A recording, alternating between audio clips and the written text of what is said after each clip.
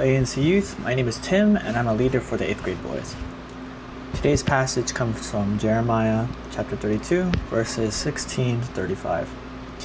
We can see from the passage through Jeremiah's prayer asking for confirmation from God, as well as God's response that God is a God of boundless mercy, He's a God of strict justice, and He's a God who knows what's best.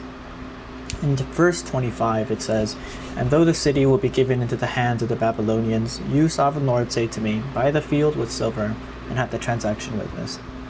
Although it would have made no sense for Jeremiah to buy the land, knowing that it would be invaded by the Babylonians, he still does so because he knows God's character and he knows God's promise and he trusts God's judgment.